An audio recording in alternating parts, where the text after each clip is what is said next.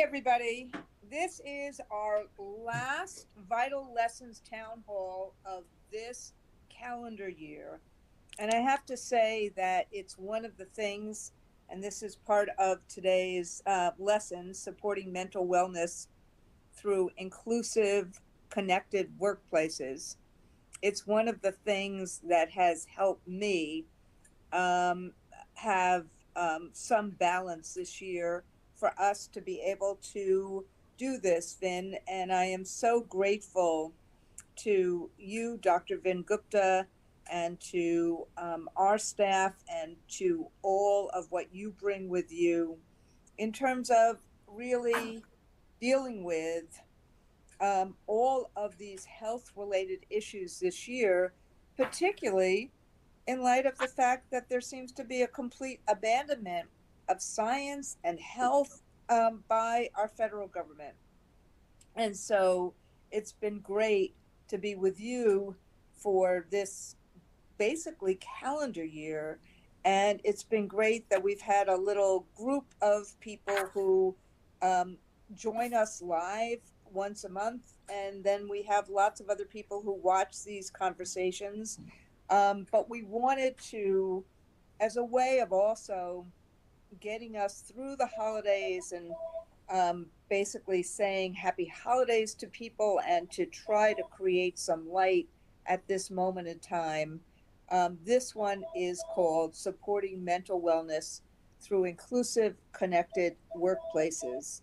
And so, as I said, this series, which we started the beginning of this calendar year, has focused on how health shows up in real life for educators as well as the communities we serve, and healthcare members. We basically have members who are educators, who are nurses and other healthcare providers, who are in higher education and public service. And so we wanted to be able to answer their questions and also talk to a broader community. This is not just for our members. And we do it with our Share My Lesson partners and website, which has been much part of the AFT for, I don't know, Kelly, I think it's about 10 years or so, where we've tried to actually have a one-stop shop to do all sorts of different information, all sorts of different resources. So tonight's conversation builds on the work to help people stay well, and what and to try to deal with and approach and address what makes it harder for us to do the work that we love. And we know that lots of things that are happening in the outside world affect us at work and affect us at home. I was just on a panel with the school superintendent of Rhode Island, who was talking so poignantly about what is going on right now in Providence in the aftermath of the shooting at Brown. And we represent many of the graduate workers at Brown. So I was on the phone with our leadership Saturday night and elsewhere trying to help. What do we need? What can we do to help them? So this is not about this seminar tonight. It's not about asking people to cope better. This is about examining the conditions at work that either create stress, and maybe figuring out how to reduce stress in the first place. And this conversation also kind of connects a little bit with the Individuals for Disabilities in Education Act, which is the law that basically requires schools to help kids with special needs. But what the way in which that law works is that it recognizes that students succeed if the support is built into a learning environment instead of them being in the shadows, and a learning environment that is a least restrictive environment. So why am I raising schools and IDEA as part of this introduction? Because what happened, and this is before we even get to the dismantlement of public education, because what happens is when the IDEA works well, classrooms are more inclusive and the collaboration is stronger, and educators and paras and school related personnel and specialized instructional support personnel, they all work together. Nobody is carrying the work alone, and families become partners, and inclusion becomes a strength, not a strain. But when the IDEA is underfunded or poorly implemented, and we're seeing that unfortunately more and more with the cuts and the dismantlement of the Department of Education, the pressure grows. Caseloads grow, planning time disappears, stress increases, burnout rises, and educators have been leaving classrooms they care deeply about, and kids with special needs are not getting the services. And so, this, when you have IDA, which is funded at far less than the 40% that Congress promised, and now, after this hearing that we were at today, it seems like it's going to be worse and worse. This kind of gap is not just a policy issue, it directly affects working conditions and mental wellness in schools and creates a lot of stress and strain. And frankly, for schools, we're seeing that in lots of ways because we don't get the funding that we need. And we always have challenges and stress. And if you're in a workplace where people are actually working together and treating each other like partners, that's helpful to deal with that. And if you're not, it makes it harder. And that is doubly the same in other workplaces. That when kind of inclusion is treated as an extra or seen as someone else's responsibility, people feel isolated. When the systems are stretched too thin, individuals absorb the stress. When the conditions are poor, there's no amount of personal resilience that can make up for it. So that's why we wanted to have this conversation, because this is not about coping with everything that's bad. This is about thinking about the conditions, about and that what can we do about those conditions, and how can we use public health and the people who actually know how to do this work. I was with Laurie, I was with another person from the Council for Exceptional Children today at the hearing that I was just at, Chad. But this is why we wanted to really say, no, it's not just about you coping. It's about, let's think about the conditions. And is there a way that we can change those conditions to reduce stress in the first place? Or is there a way that we recognize it so that maybe we can advocate for more inclusive systems that support mental wellness and retention? What a shared responsibility would look like in a workplace. How, if we had teams, could we reduce stress by working differently? And some practical strategies to use right now. And so it's kind of, please, you don't have to think about, you have to cope in order for it to be better. We're thinking about it in a different kind of way. And hopefully, it is part of the learning that we're trying at the end of the year to help the people who are listening or are in listening to this town hall. And remember, the town hall is not a lecture. This is about engagement with each other. So we're encouraging you, share your experiences as we go. You'll see prompts throughout the session asking what helps or hinders mental wellness in your workplace. I'm not suggesting that you should disclose things that you're uncomfortable disclosing, but if you want to talk about things, we want you to do that. So, of course, we're joined by my partner in this series, who I'm going to shift this over to in a minute, and that's Dr. Vin Gupta, who is a public health physician, a professor, a pulmonist, and a health policy expert. And Vin understands both the science and the real world challenges our members face every day.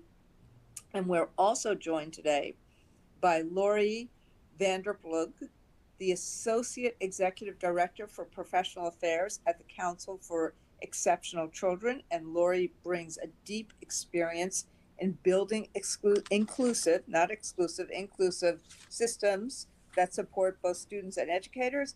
And then last, we're joined by Lia Council, an AFT member and a high school special education resource teacher, Lia, from Yonkers, and has 27 years of classroom experience. And so Lia is bringing us the on-the-job and on-the-ground perspective of what inclusion and, frankly, mental wellness looks like on a day-to-day basis. Mental wellness is not just about individual strength or coping. It is about building the conditions where all of us can thrive.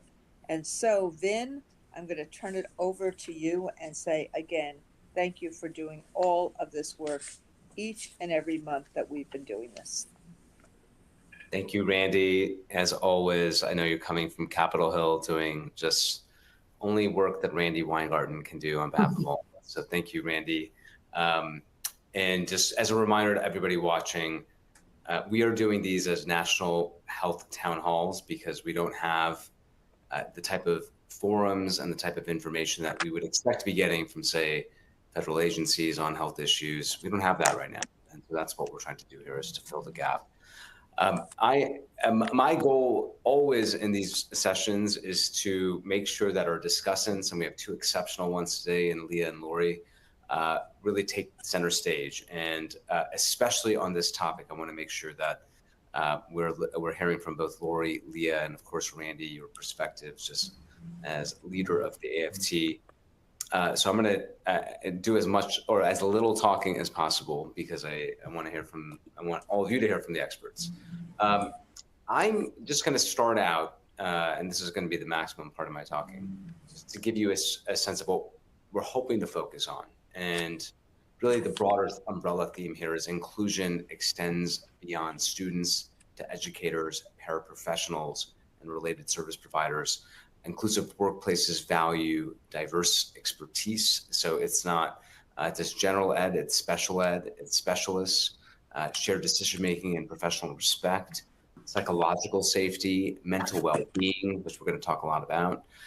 Laurie will be able to help, not to put words in her mouth, but brings enormous expertise in understanding state and federal policy as it pertains to inclusive communities and building inclusive communities.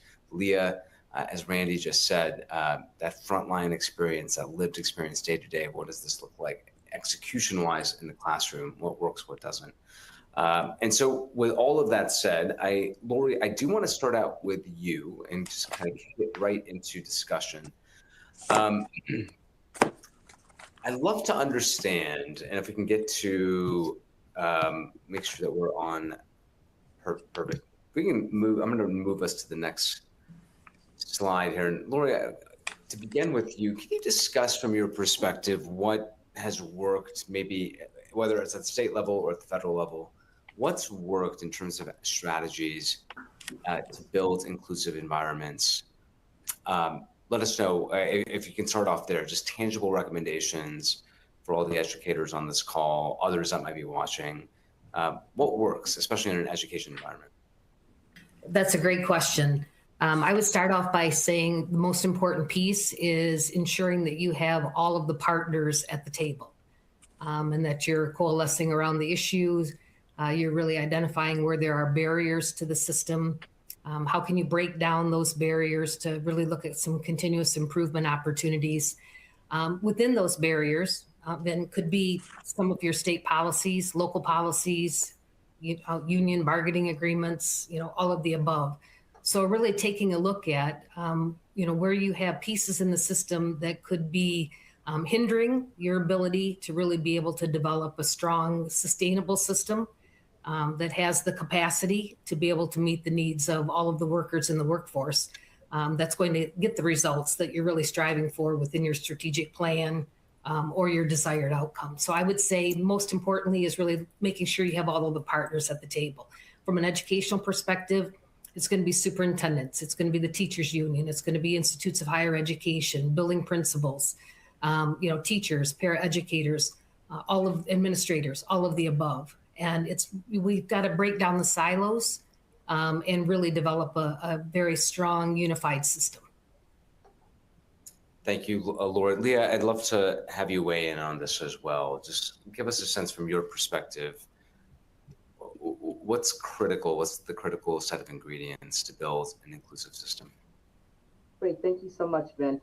I think it starts out with a mindset, right? It's how we see things. And for me, when I think about creating inclusive spaces, I think about grace, right?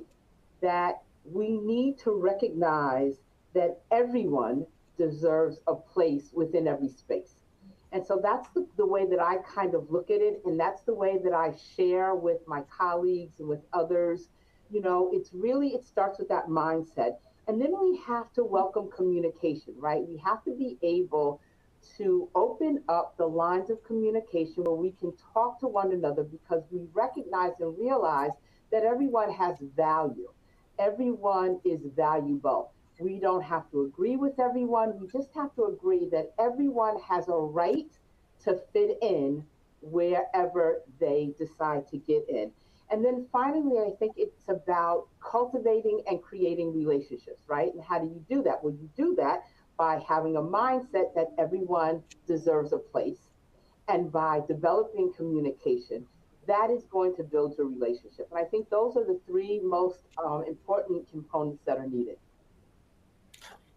I want to stick with this because I think there's so much here to unpack, and I know we're going to dive deeper, but Randi mentioned the Individuals with Disabilities Education Act idea. Laurie, can you walk all our attendees through what that is intended to do and how we often seem to fall short of resourcing school districts and other entities appropriately based on sort of that statute?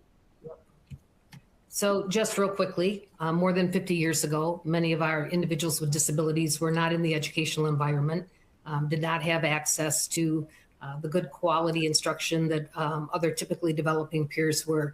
So IDEA was actually put into effect 50 years ago, which is what we are currently celebrating. And the intent of IDEA are the federal regulations that really provide the civil rights and accountability that needs to be in place, so that we are ensuring that all of the individuals with disabilities have equal opportunity to access instruction, to receive the level of programs and services and supports that they need, to erase any discriminatory practices against individuals with disabilities. And it's really, as it says here on the slide, it's really to advance equity so that they have an equal opportunity to participate in particularly the educational system, but even broader in the workforce as they move into the adult years. Is this something, you know, I, as a non-expert in this space, but just as a questioner, to what degree is this, our programs here underfunded that are intended to help those with special needs in educational environments? Are we facing a funding gap? Can you speak to that? It's a significant issue. Right now within IDEA, we have an entitlement to receive 40% of what we would consider our unreimbursed costs for special education. And that's to ensure that our individuals with disabilities can be educated in the least restrictive environment and receive that free appropriate public education. Today, we are at maybe 12 or 13% reimbursement of the 40%. So keeping in mind with the federal government only reimbursing us at about a 12% margin when it should be the 40%, all of those unfunded mandates that IDEA has put on us then has to be subsidized through either state funding or local funding. And so it's a significant burden on the system. So while we are mandated to provide services, in the absence of having adequate funding for us to be able to uphold that mandate, it has a very strong taxing toll on the general system and the general financial system, which makes it even more difficult to meet the general education needs as well. Excellent. Lia, I'm going to come to you in just a moment here. Laurie, and I want to encourage, just call out to the audience, if there's any questions here, please don't be shy to put them, as always, into the chat box, and we'll make sure we get that answered.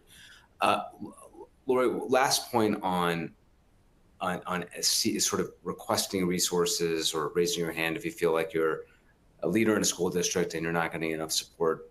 What's the mechanism by which educators, if they see something that isn't, if they see a gap and it's for a special needs student, or if there's something here that falls within the umbrella of IDA, how should people go about seeking some sort of correction or advocating for additional funds? What's the process? It's a great question. I would say one easy answer is exercise your voice. Advocacy is a critical issue. We talk often about how can we, within the educational system in particular, advocate on behalf of all students, but particularly students with disabilities. And one way of doing that is coming to the table and ensuring that your voice is being shared, and the potential implications of some of the decisions that the system has made on those individuals being able to meet their outcomes or get the results that we are actually striving for. So it's to be engaging in honest, transparent conversations. When I was a special ed administrator, real quickly, Vin, one thing that I always said to my staff in every staff meeting is don't do less for someone else's child than you would want done for your own. And that empowers me every single day to exercise my voice, to not run from the inevitable or be afraid of what administrators might think or what potential repercussions they are. If what we have in our system is not good enough for my own child, it's not good enough for anybody's child. So empower yourself, utilize your voice, come to the table. Another saying is, if you're not at the table, you're probably on the menu. Well, we don't want to be on anybody's menu. We want to be at the table and really voicing our concerns with that full transparency that's also here on the slide. Excellent. Thank you, Laurie. And I think we'll probably come back to that in later in this hour that we have. Can I add something then? Please. Yeah, I was going to come to you, but yeah, no, go ahead, please. Yeah, when you think about IDEA, right? IDEA was really all about dismantling discrimination, right? And so we think about race. We also have to think about students with disabilities, right? Mm-hmm. And so the best thing, as Laurie said, that you can do is really advocate. It is about speaking out. It is about that outrage that people had 50 years ago that got them to scream, to shout, to picket, to advocate, that brought about these changes. And those tactics still work. We have to continue to do that. Lia, I'm going to ask you a follow-up. I was thinking about this when Laurie was chatting about advocacy and using your voice.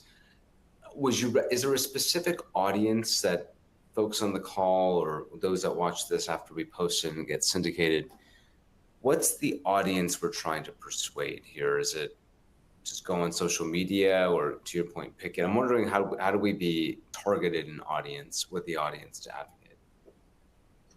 I'll start out. It could be going to school board meetings, at the local level or at the charter school level and voicing your concern there.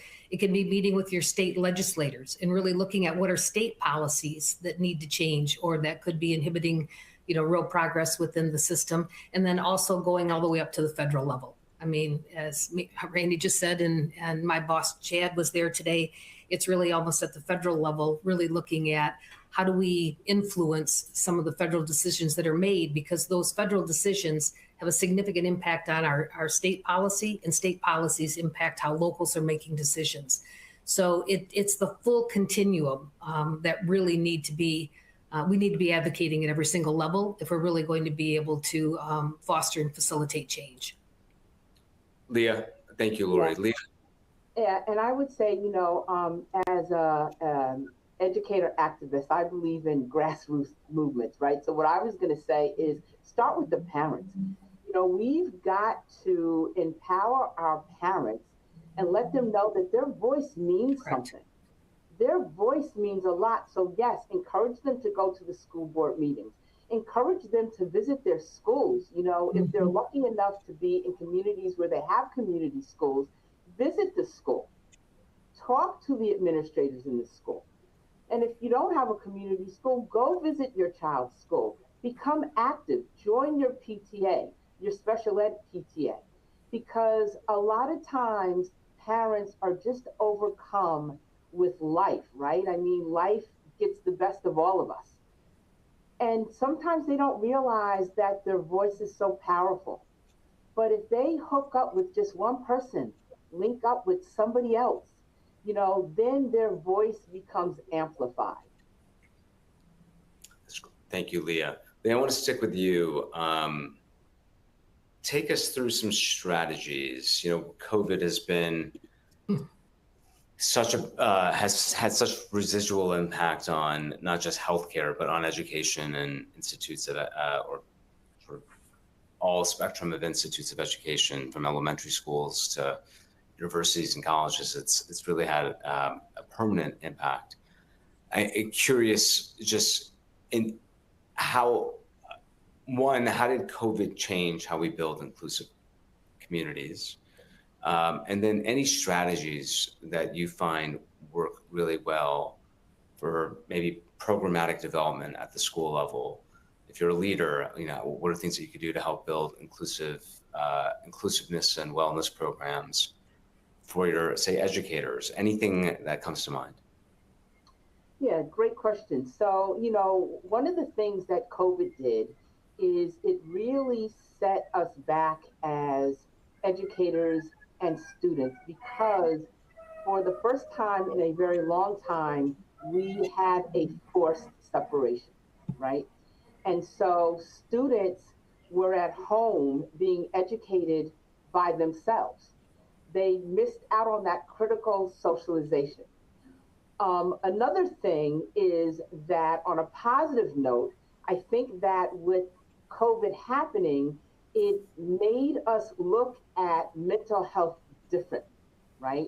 There used to be such a stigma when it came to talking about mental health, or some people would say mental illness.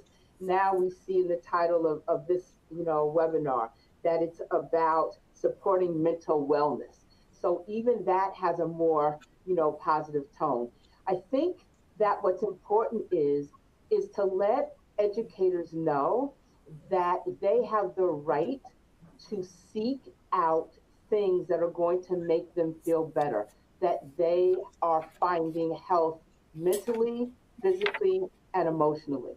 One of the things that we try to do, and that we try to do, is I tell my teachers, it's okay, you get a prep.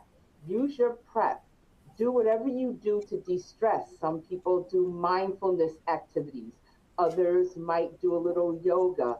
Some might just decompress, close their eyes. They might listen to classical music. But these are all strategies that are portable. They don't cost anything. You take them with you wherever you are. You can do them wherever you are. And they really kind of reset you and recalibrate you. Thank you, Lia. That's fantastic. Thank you. There's some actionable activities. While you were talking, Lia, we actually had a chance to look at some of what the audience thought were some of the key drivers. I don't know, Kelly, if we can, or Susan, if we can bring back that little snapshot of the survey question that we just put up. Yeah, that was great. There we go. Mm-hmm. What most affects mental wellness where you work? And leadership support is tied with workload and staffing. I want to get both your perspectives. Lia, maybe sticking with you initially. What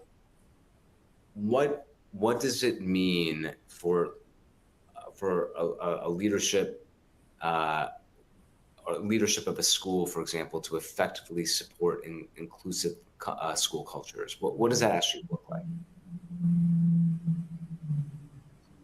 So I think what that looks like, again, is this mindset where there's an understanding that everybody belongs. That's number one. I'm really big on being culturally responsive, understanding that people come from different places. They bring different thoughts with them, different behaviors with them, and that's okay, right? It takes different people to make the world go round. I think it's interesting when I look at this poll that there's this tie between leadership support and workload and staffing, because that's exactly what I see. If you don't have the support of leadership, then if you are maybe struggling, or you're having a rough day, or you're feel under the weather, do you really feel like getting up and going into a workplace where you might not be received well, or where the demands are greater than what you might be able to deliver at that time? But again, if you go back to communication, to talking, a simple, hey, how you doing? How do you feel? And really asking and really meaning it. And then trying, know your staff, get to know your people. When somebody is, operating on all cylinders, when they're their normal selves. And if not, kind of ease up a little bit. I'm not saying don't expect the work to be done, but sometimes, there's a struggle and a pull between, do we meet this mandate? Do we meet this time constraint? Or do we kind of allow our staff to kind of ease into what they need to ease into because today is not such a great day? Thank you. Laurie, just building on Lia's points there, I thought that point that she articulated just now was exactly right. This misalignment between leadership rhetoric and resource allocation can sometimes undermine inclusion by itself. Wondering, from your lived experience, but lessons learned from the federal and the district level, how do you navigate that as a leadership cohort for, say, a school district? If you don't have the resources because budgets are tight, what has worked in an austere environment from a financial perspective? In the absence of funding that's really going to support good professional development or resource allocation and dissemination opportunities, it's going to be critically important that the building administrators really look at how are they building that cohesiveness and collaborative environment within staff. Many staff are willing to step up and do the work and do it a little bit differently if they know that they're being valued and respected, and that they're provided some other means of compensation to be able to help them get there. And it might be having some release time to compensate for some of that. So it's really being creative. It's being innovative and looking at how do we do things differently. I'll sidebar just for a second. We have a huge project in Michigan around special education shortage. And we have taken on huge amounts of system change without asking for additional funding. So it's really looking at how are we all working together in a very unified, innovative way, to really make it happen.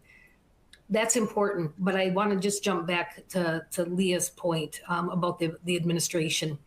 I do a lot around building inclusive leaders and how are we supporting building principals really to be able to develop that climate and culture. But if we're not doing well with them taking care of themselves, they're not able to take care of others.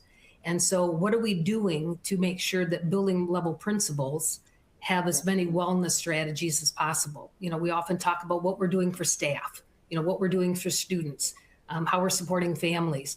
But it's really what are we also doing for the administration within the system? Because if the administration are not feeling respected and valued, and a sense of isolation or stress, they're stressed every day with the mental health issues in their buildings and the behavioral issues within their building and the lack of funding, more so around the educator shortage, not having qualified staff to deliver instruction. So I think it's most important that we make sure that the building principals have good wellness strategies and that they are taking care of themselves so that they can build that positive climate and culture within the building and be able to be creative with accessing resources. I'm curious. I'm glad you mentioned your work in Michigan, Laurie. Can you speak to how or to what degree professional development programs first of all, to what degree are they important in building inclusive workplaces? What works when budgets are never enough? Because I feel like budgets are never enough. We could always use more resources. Yep. What have you noticed has, if you could speak to the role of professional development, what seems to work? And so how do you navigate that in a resource-austere environment? For me, professional development is probably one of the most critical issues. And, time is our most limited resource. So that's, probably one of our barriers to it. But we have to make sure that all of our employees, whether it's in the educational system or outside the educational system, but speaking of the educational system, that all educators have the knowledge, skills, and abilities to be able to do their job and to do it well. When they're stressed because they don't understand how to do their job, they're not getting results and they're put under pressure, but they're not provided professional learning opportunities to be able to increase that skill set. That increases the stress and anxiety as well. So professional development needs to be not a one size fits all. It needs to definitely be very targeted and intentional. It needs to be based on the individual needs of the staff. What do they need in order to be able to grow, not just grow within their current profession, but grow within the leadership pathways, that are within the system for them to be able to advance through too. So we're challenged with not having time. We're challenged with not having substitute coverage available to be able to pull people out during the workday to be able to do it. We've had to rely on-demand type, trainings or asynchronous type trainings. But I call those spray and prays, Vin. We can't just spray information and then pray they do something with it. We've got to help them move from information to implementation. So if we're doing professional development, how are we building communities of practice? How are we putting in the coaching and the mentoring and the supports that are in place that are going to help them take that information and move it into implementation and move it into the effective practices that are going to get the results and make them feel like they're really doing a great job. So for me, PD is probably one of the top issues of concern. Lia, your thoughts on PD? Oh my goodness, this is my lane. I also serve as the director of our teacher center. Now in New York, we're very unique because through law, which is our education law 316, we are allowed to have teacher centers. And what that is it provides free or low cost professional development opportunities for teachers. So it's teaching teachers. It is a wonderful opportunity. We are grant funded by the state. It's actually in the governor's budget. Our budget, as most things, has been cut, but we have been fortunate to still every year be able to get some type of budget to be able to run these programs. We are able to collaborate with our districts, so it takes the burden and onus off of them of offering so much PD that they might want to do that they don't have a budget for, because we have our own independent budget. It allows us to provide opportunities for teachers that they really want, that they need. It is a beautiful opportunity for them to collaborate with colleagues, for them to have that communication that I spoke about, for them to get socialization. We do asynchronous, we do synchronous, we do face-to-face, we do hybrids. I think that professional development is really important because number one, iron sharpens iron, right? And so it allows those of us that are, in the classroom still or are educators of some sort, it allows us to keep our craft and our practice fresh.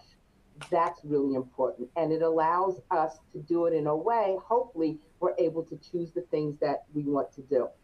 But I want to kind of go back to the question that you had posed to Laurie, because I think she hit the nail on the head when she was talking about there's other capital, right? As we get older, we realize that emotional capital, is sometimes more valuable than that financial capital, right? It's happiness and contentment over just pure money. And so I want to share a little story with you. This is a change of career for me. I was in business. I had 2 different careers prior to becoming an educator. And when I decided that I wanted to be a teacher, my husband said, go ahead, do what you need to do. And so I went back to school to get my master's, and I was subbing in my hometown. And I had this lovely principal at the middle school. And he really changed my life and made me look at education differently, because where I grew up and went to school as a young woman, I loved it. I loved education. But actually getting into the craft was a little different. This principal every day would come in when I was subbing, and he made me feel as though I was one of his teachers. He would come in the classroom, he would greet me every day. How are you doing? How was your day? If you need anything, let me know. He'd pop up. He made the students feel as though I was one of the faculty.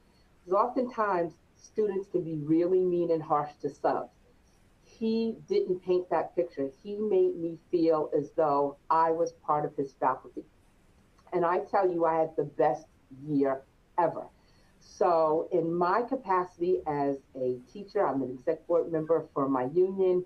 And when I do mentoring or my teacher center duties, I always try to share that with teachers, regardless if they're in service, if they're substitutes, to let them know, listen, it doesn't take much to be kind. That emotional capital is what will make people go above and beyond. Asking someone how their day is. How do you feel? Do you need anything? Showing them where the restroom is, the teacher's lounge, where to go to make copies. Those things make teachers feel good. And if you feel good, you'll do good. Thank you. We have a question from Heidi, and I want to pose it to both of you. Maybe Laurie could start. Any comments on special education teacher residency programs to help with shortages in workloads? There's a lot. There's the National Center for Teacher Residencies that put out quite a bit of information and resources, and they work very directly with many states in building that in. For me, residencies, or another term, another practice would be the apprenticeships. And the apprenticeships are in lieu of doing like an 8-week student teaching, you're now moving into like a year-long practice-based opportunity. So while you're taking your coursework, you're actually in a position where you're able to practice the learning and start with the implementation of that. I'm a huge supporter of residencies and a huge supporter of apprenticeships, to really looking at how are we giving them a greater opportunity to develop the knowledge, skills, and abilities to be an effective instructor within the classroom, and under the mentorship of a really good veteran teacher. So those residencies and those apprenticeships allow people that level of opportunity. They get in there, they get their practice, or an opportunity for implementation, but with all of the right supports in place, that mentoring, that coaching, that modeling, and that's the advantage of those models. Thank you, Laurie. Randi, please. Can I chime in here? Can you hear me or no? Perfect. Yep. Yes. Yeah. So first off, I love that Lia is both a union rep and the teacher center person in Yonkers. Thank you. I laugh when I say that, Lia, because my mother was the first teacher center person in Nyack, New York. Yes. And I grew up knowing about teacher centers. But I think that both you and Laurie are talking about the kind of things that we can put together that, builds these peer support networks. Teacher centers is one of them. The union can be one of them.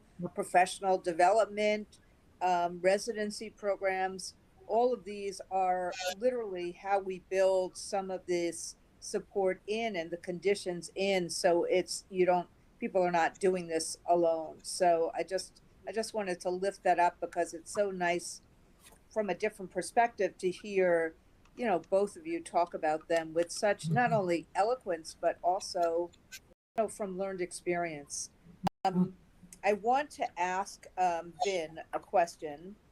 Sure. That's about basically connecting this back to our health, which is when stress or burnout or poor mental health aren't addressed, what kinds of physical issues do people start showing up with? And then obviously, the second question I'm going to ask, which is, what's the social and the economic costs of all that if we end up treating the symptoms instead of the cause? And is that a way for us to start talking about this? So, it feels right to us, but in dollars and cents, this should be an issue that everybody cares about. Sure. No, I thank you, Randy, for teeing up that question. There's more impacts from stress and burnout. If we think about stress and burnout as, a phenomenon that all of us experience to some degree at some point in our lives, if not, every single day.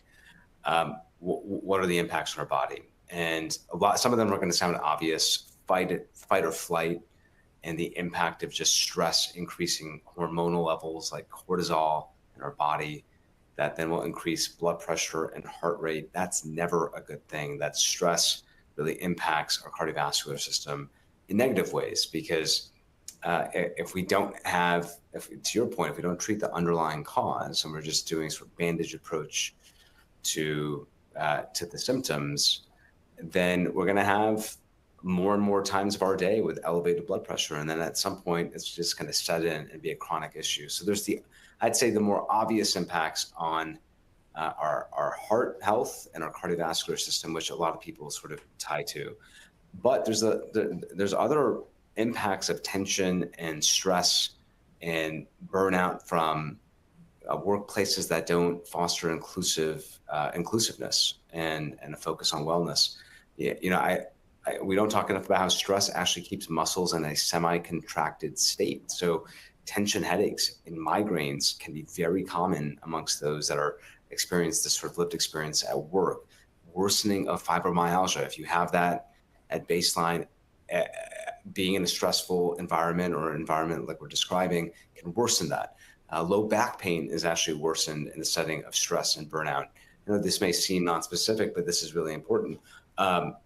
There's the mind gut axis, and where basically if you have a stressed mind, you're going to have a stressed gut, and really that can manifest as, just to be completely blunt here, irritable bowel syndrome and just complete disturbance of your gut, and the fact that you can't eat the things you normally eat, or you're just constantly feeling unwell, stomach pain, chronic nausea, appetite loss, or binge cycles. This is actually quite common amongst those that have stress. And then lastly, just say, I would say anybody that's experienced chronic workplace stress, focus or a place that isn't focused on inclusiveness, doesn't have supportive leadership, you probably have poor sleep. And usually what happens here is you have poor sleep, early morning awakenings, non-restorative sleep, and then it creates a vicious cycle where poor sleep actually results in increased secretion of a hormone called ghrelin. I'm not going to get too deep here, but ghrelin is associated with obesity. Ghrelin grow, you get more ghrelin if you have bad sleep because of stress, and you have less of the hormone called leptin lean. If you have more leptin because you had a good night of sleep, you're less likely to overeat and you're going to be leaner. And so there's a vicious cycle there between stress, workout, burnout in the workplace, and what that actually does to your body. Also, lastly, we're in cold and flu season. If you're experiencing this right now, it's not a great time to be experiencing this because you have your immune system dysregulation too.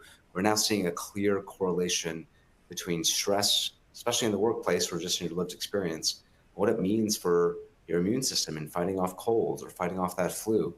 So, Randy, I would just say, I know that's a comprehensive sort of focus here, but it's more than just increasing blood pressure and headaches. It can impact your immune system, your hormonal system, your gut. There's a lot of broad-based impacts. Thank you, Vin. Thank you, Randy. Thank you for asking that. I'm going to invite, actually, Randy, I was going to ask you a question, then invite last words from our discussants. You're the leader of, and Randy does not pay me to say this, but I know she gets encouraged when I say this. The leader, in my opinion, of the most consequential labor entity union in the country. And I'm wondering how you think about your role and the role of the AFT in advocating for inclusive workplaces in the school environment, dealing with austere funding constraints and still yet doing something meaningful in the space. What's your take? What's your take? So, I'm so glad you asked this question, because initially when I saw how we were going to frame and title this, I said, I'm just being honest. I said, oh my God, are we going to get a whole bunch of people who said, no, you can't use the word inclusive? And then I said, what am I doing? It's really important to actually not be afraid of using words that we know what they mean and we know why they're important. And so I was, so you can see, I myself have these conversations with myself all the time about, are we reactive or are we proactive? Yeah. And what I'm thinking a lot about is, how do we create team humanity? And the adage that my wife, who was a congregational rabbi for 30 years and is now, retired, not really retired, but doing a lot of other stuff, but she often says, no one can do everything. All of us can do something, but no one can do everything, but all of us can do something. And I find that having that taking things in small bite size, like what can we do today that can help create a, a better conditions so that team humanity, relationships can exist, that there's a way that people feel like they are bound with each other, trust and community. And I see, and so whether it's just how eloquent our two guests have been, Vin and you, about what is needed and what the kind of ways that we can get there, um, they've taken a big, huge topic and said, okay, let's try to create teams. Let's try to create professional development. Let's try to reduce some of the stress in very concrete, tangible ways. What can a principal do to be more supportive? How can a teacher center work and operate? So I think about these things not just as these big issues we have to solve, not just in a way of reacting to somebody else, but what are the steps that we can do that create agency and empowerment, and so people can start being treated in the way they should be. And what do we need to do to create that power and that engagement? And what do we need to actually fight and push others to do? And that's constantly, how I'm thinking about things. And I just can't thank all three of you enough, because, other voices are really important. And people from our rank and file, to have, to have somebody like Lia here, who's a AFT member and a high school teacher. A, did you say, Lia, a third career, not a second career? I think you Yeah. said. But and in Yonkers, I mean, I don't know if I live in Inwood, so I'm just a hop, skip, and a jump away from you. Yes. But lifting up our members and who they are. And Laurie, I feel so blessed, because all afternoon I've been with people who have really made clear in our lives that we are not leaving kids behind, particularly kids with special needs. And it's just been great to be bookended by you and Chad today. And then we have something,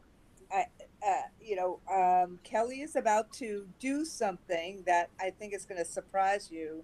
But I do think that just part of my job is, how do we get information to people in ways that's usable, digestible, and if they're, that everybody's busy. So if our members say, okay, this is a good thing, I learned something, or I can take this tidbit away with me, that I feel like I'm doing my job. So I don't know if that answers your question, but that's kind of my universe of how I think about it. No, that so beautifully said. I know we're at time here, so I'm going to have that be the last word. But Randy, I understand you have 2 announcements, so I just want to make sure that we got to those. Well, I have one definite announcement. Kelly, do you want to do this one? Dang. So we've just, I'm Kelly Booz. I direct our AFTs, share my lesson, and get to be a kind of a producer behind the scenes on this Vital Lesson series. We just launched this afternoon our top 2025 resources of the year. The team is going to put the link in the chat. Vin and Randy, Vital Lessons, made the top of the list in several different categories. So congratulations from some of the different town halls on measles and ADHD and autism and public health. And the blog on whooping cough was the #2 blog this year. So exciting news. It's always a fun time when we crunch our numbers and see what resonated with our 2.2 million members. And can we put up, given what's going on in South Carolina, can we put up the measles one, unfortunately, again? Can we? Oh yeah. Well, okay. Thank you. We'll re-up that. Good. We've got some blogs and other stuff, so we'll definitely get that out there. And then in January, we are back with a Vin, Irwin, Randy special in terms of just really thinking about children's health with an amazing pediatrician and an amazing pulmonologist, and then me, Chief Schlepper. so we're, and I say that as someone, my sister is an intensive care pediatrician. So when I'm with people like my sister or Dr. Redliner or Dr. Gupta, I've learned so much. And so we're back, beginning in January. All the issues around children's health are front and center right now. And so we thought that it was appropriate to start the year thinking about our kids and thinking about, all the health issues surrounding them. So Vin and Lia and Laurie, I know we're past time, but I really would like, this is the end of the year, any final thoughts with the 3 of you? Well, I would just like to say, there's a quote that I love by Frederick Douglass that says, "It's easier to build strong children than to repair broken men." And I think that if we keep that in mind when we think about mental wellness and think about teaching our young people, how to be mentally healthy, to take time out, to decompress, to spend time with other people. Play is so important. That's a big thing in New York, having time for children to play. These are all things that are important. If we can teach our young children strategies like this, we will have less of a problem when they get older. Thank you so much for this opportunity. I truly, truly appreciate it. And thank you so much for teaching and for everything that you do, Lia. Laurie, and then Vin. Yeah, I put a couple of things in the chat. I'm not sure if it goes out to everybody or not, but it's a couple of links to the Michigan work. But one piece that I think is important for us to think about is I'm the type of person that doesn't do the work to build pockets of excellence, that we have to look at how are we changing the system. And so, whether it's from looking at a state system, we're going to be challenged with changing the federal system, but really looking at this from a bigger picture, that we have to really, if we're looking at an inclusive environment, there has to be equity for all. And equity for all is not by building pockets of excellence in different locations around the nation. It's really looking at how do we make sure that everyone has the equal opportunity. Thank you, Laurie. And Vin, you have the last word. And thank you, Laurie, for everything that you've done. And we will get these resources out as when we get out the video of what we're doing as well. Oh, well, I just feel so gratified to be having these conversations with exceptional leaders across different topics that are really pertinent and are clearly having resonance, Randy, across the AFT membership base and I think the general public. So I just want to say thank you for the trust, and Laurie and Lia, thank you for just the exceptional perspectives and your leadership that you shared with us tonight. Thank you. Thank you. Thank you so Thank much. you. And I want to say to all of you, as well as everybody who is listening tonight or who may hear this tape before January 1st, please, I wish for, the AFT wish for all of you is to have a good holiday, to see the light, to find the light. There's a lot of darkness, and to, spend it in a way that is meaningful for you, your families, and your loved ones, and your communities. We will be here finding the fight for Team Humanity when we come back in the new year. And may the new year be a year of blessings and a year of good things and a year where the light beats the darkness. Thank you all, and Thank you. have a good night. Thank you so much. Good night. Thank you.